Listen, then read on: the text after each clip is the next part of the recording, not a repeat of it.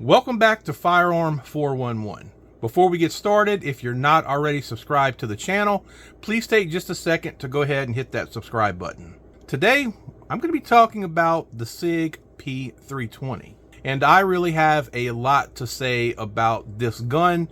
I just got back from purchasing a Sig 320, so let's open it up and have a look.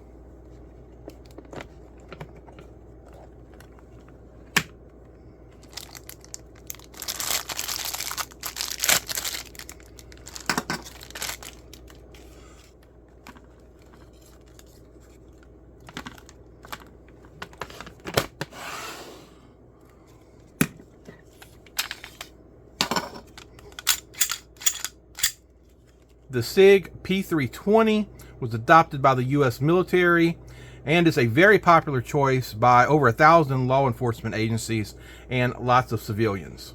I'd say potentially there's a lot to like about Sig. Previous to buying the P320, I only own one other Sig firearm, which is the P365, and I absolutely love it. And for a 9mm concealed carry, it's my go-to gun. As for the Sig P320, I've wanted one for quite a while now. What really got me interested in owning one was when my son and I swapped guns for a little while. He has a P320X carry in flat dark earth, so when I decided to go ahead and get a P320, that was the one that I wanted. Unfortunately, it's a Sportsman's Warehouse exclusive, and they did not have any of them in stock at their only location in my state. As a matter of fact, there was only one store in the country that had any of them, and from what I could tell, they don't ship from store to store. They do normally ship from store to FFL, but for some reason that was not an option for this particular gun. So I waited and watched for a while for those to come back into stock, and after a while they still hadn't had any. So I found what I think was a pretty good deal on this Sig P320 compact, and I went ahead and got it. It did come with a $570 price tag. However, I did not pay that, and I wouldn't have paid that for this particular gun. I ended up paying $420 for it, which I think is an okay deal. One thing about that X carry is it's a 21+1 round model, whereas the P320 compact is a 15+1. The P320X carry also has a flat trigger, which this one does not have, and it's optics ready, which this one is not either. I would call this P320 a base model. It is the P320 compact, it's not optic ready. And when it comes to optics, I only have one gun that has an optic on it, even though I have several guns that are optics ready. It's just not something that I normally do. So not being optics ready is not a deal breaker for me, but it would have been nice to have it as an option. And the P320 compact is basically the size of a Glock 19.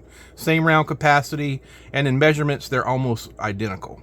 Like most modern SIGs, the serialized port that is technically the gun is on the fire control unit, which is easily moved into other grip frames, giving you a lot of options for customization. And that's gonna come in handy because I am gonna be doing some stuff to this gun to customize it into something more functional and a little more aesthetically pleasing. It's striker fired, has a simple 3-point takedown, and the slide is nitron coated. It has a standard 1913 Picatinny rail for mounting lasers and lights. Weight is 25.8 ounces. Barrel length is 3.9 inches. And it has very typical 3-dot sights. It comes with 2 steel 15-round magazines. And there has been some talk about rust issues with SIG magazines. And I've personally experienced some minor surface rust on 2 of my P365 magazines. I bought 2 of the 15-round extended mags for my P365, and they developed some minor surface rust before I ever even took them to the range for the first time.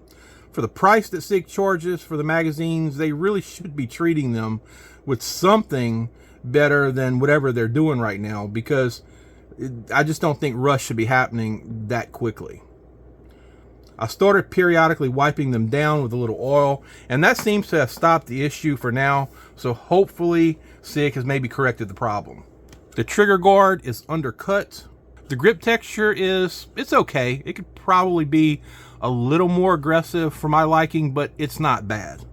They also have front and rear cocking serrations.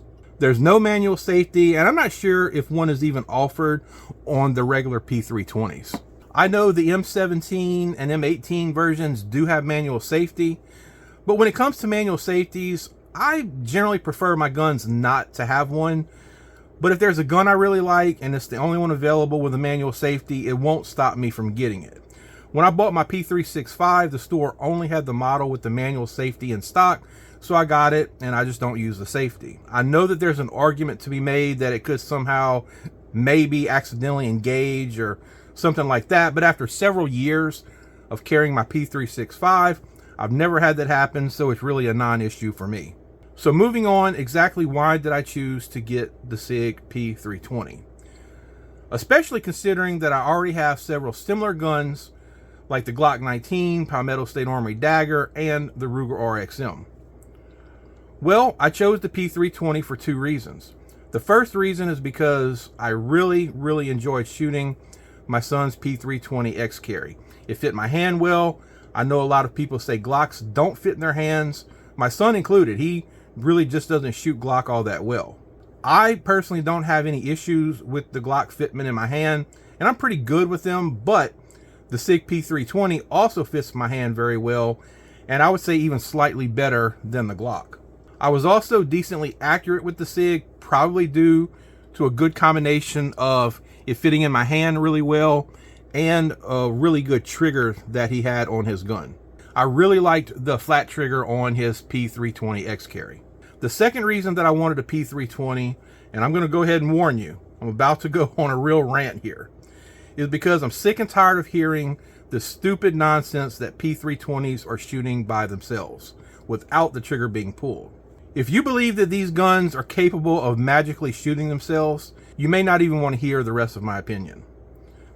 At best, people who have claimed that their Sig P320s are fired without the trigger being pulled are sloppy in their handling of firearms and should never touch another gun because they're a danger to themselves and others. At worst, they're flat out liars and looking for a payday.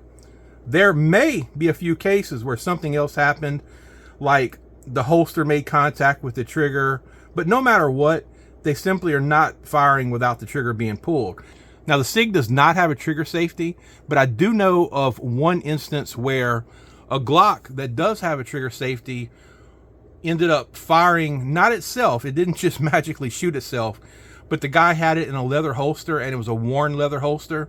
So the soft leather kind of pushed into the trigger guard, and it was able to end up depressing the trigger blade and firing the trigger, shooting the guy in the leg. So those kind of things can happen. I think they're very rare, but I do acknowledge that they can happen. What I'm not acknowledging is that the Sig P320 or any other gun is just going to shoot by itself. Now let's look at a real documented issue that the P320 had.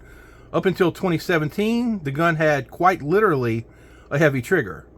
You know, as shooters, we often talk about light or heavy triggers while referring to triggers that may have a longer pull and more resistance as a heavy trigger, or a trigger that doesn't have much resistance and a very short pull may be referred to as a light trigger. Well, the P320 had a trigger that was actually very heavy, weight-wise. So if the gun was dropped at somewhere around a 30-degree angle, the inertia of the overly heavy trigger could potentially cause the gun to fire. But remember, this is if the gun was actually dropped and dropped at a certain angle. Even then, it didn't mean the gun was going to fire, just that it was a possibility. And there are documented cases of that happening. Sig corrected the problem in the new guns and offered to upgrade the older guns that were sent in. If I remember correctly, they lightened up the trigger, made a modification to the slide, and added a mechanical disconnect, and that solved the problem. Now, before we go any further, I want to talk about an article I found from 1995 in the New York Daily News. And I'm going to link that article in the description of this video because it's a very interesting read. And you can read the whole thing and it'll kind of corroborate what I'm saying. But I remember hearing stories of cops shooting themselves back in the 90s when they were transitioning from double action semi-autos and revolvers to Glocks. They were not accustomed to short, light triggers, so their sloppy handling of their new Glocks were resulting in a lot of negligent discharges. Remember that rule about keeping your finger off of the trigger until you're ready to fire? Yeah, well, they were not doing that. And this article is essentially saying the same thing.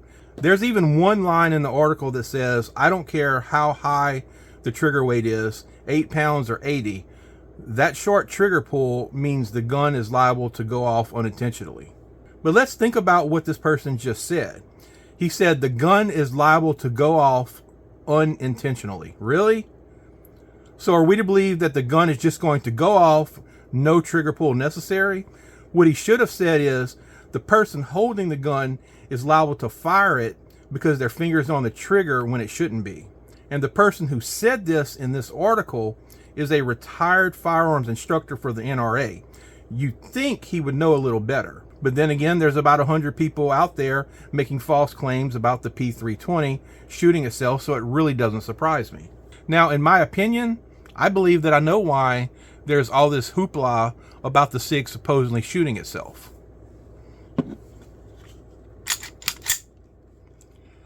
First, it doesn't have a trigger safety. Now, I don't believe that it needs a trigger safety. The only person who needs trigger safeties are people who have very sloppy and dangerous handling of firearms.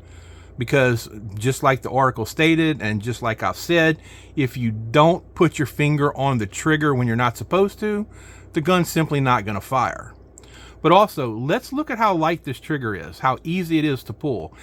I think I read that the trigger pull on these is about 7.5 pounds, but it is a short trigger. So let me just pull it a little bit. And there it goes. It's actually a good trigger that I like, but it doesn't take a whole lot of effort to pull that trigger. And when you're not safely handling your firearms, it's easy for you to fire that trigger and then try to put the blame on the gun. I've done some research on the P320 fire control group, and although I was already sure of this, I came to the definite conclusion that there is, and I can't stress this enough, no way for a Sig P320 to shoot without the trigger being pulled. There are YouTube videos by people way smarter than me who show you exactly how the fire control unit works and why it is an impossibility for it to fire without the trigger being pulled. I've seen several videos where the Sig P320 supposedly fired on its own, and in those videos there's always something else going on. There's one where a cop was getting out of his vehicle and unholstering his firearm, and he claims that it just shot by itself. Yet literally a second later, if you freeze the video, and I'm going to show it right here, I'm going to show a clip from that video, you can see his finger in the trigger guard, and yet the cop is claiming that the gun just fired by itself. This is the kind of ridiculous nonsense that's going on. And I can tell you right now, if I thought there was any kind of problem with the Sig P320, I would never have bought one. Even worse though are the people claiming that the Sig shot them while the gun was holstered, and there's no video there to show what actually happened, meaning there's zero evidence that it actually happened that way. Sig has sold over 2.5 million of the P320s. So if self-firing was a real thing, you'd have to think the problem would be a little more widespread. What about these guns that supposedly suffer from self-firing syndrome? Had any of them self-fired a second time? I mean, after all, if it's capable of happening once, it's definitely capable of happening a second time. Have any of those guns been examined to check for defects? I would think that they probably have been, and I'm willing to bet that no defects were found. And just so we're clear, I am not trying to convince anyone that they should buy a Sig, or really even try to change anyone's mind if they think Sigs magically shoot by themselves. I'm only trying to point out that when you objectively look at the facts do not support in any way that the P320s will shoot without the trigger being pulled. So with all that said, let's take this thing to the range and get some shots through it.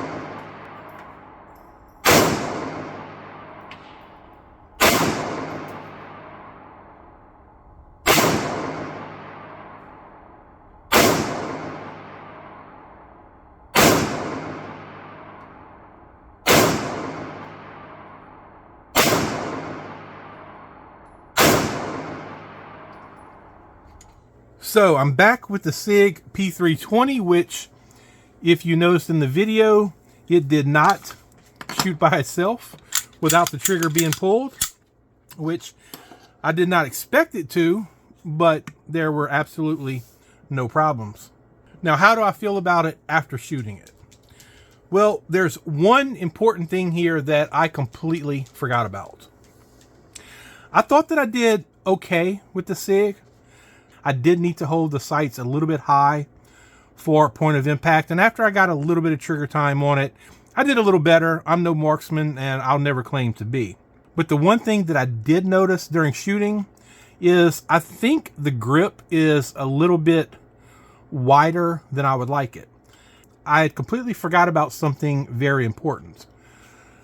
On the P320X carry that I basically borrowed for a little while, he had changed the grip module to a Wilson Combat grip module. But as I started to fire, I was like, man, it's a little bit wider than I remember the P320X carry being. And he reminded me that he had changed out the grip module on it. So my only real complaint about the P320 is the grip is a little bit wider than I would like. Now, it's not as wide as on my Glock 20, which I have to completely modify my grip to be able to properly hold and fire that gun, but it's wider than, I guess, than I would like it. So that is one of the changes that I'm going to make to the P320, is I'm going to get a narrower grip module. I don't know if it's going to be the Wilson Combat or maybe one of the new Magpul versions, which I did get an email from Magpul saying that they had been released, but I want a flat dork earth grip module and they didn't have any available. So I may go with the Wilson Combat. But other than that issue there, I thought that it shot fine. I do need to get a little more trigger time with it, but as a whole, I like it. But anytime that I have a new gun, I do want to get an adequate amount of shooting it under my belt before I make a final decision. Like most people, there are some guns that I shoot better out of the box. Typically, I shoot Glocks much better out of the box than other guns that are in the same size range. As I also mentioned earlier in the video, I do have modifications that I want to do to it, one being the grip module. Originally, I was thinking the grip module just for aesthetics, but really it's going to be for functionality also. On this range trip, I only put about 80 rounds through the P320, simply because I don't have unlimited funding to buy guns, and especially the ammo, because the price of ammo can quickly outpace the price of the gun if you're shooting it enough. So it'll definitely be getting some more range time. I don't know if that will be before or after that I change out some of the things on it, but either way, I am looking forward to shooting the Sig P320 a little bit more. If you enjoyed the video or found it helpful, I would really appreciate it if you would hit the like button and consider subscribing to the channel for more videos like this. Thank you for watching, and I'll see you in the next video.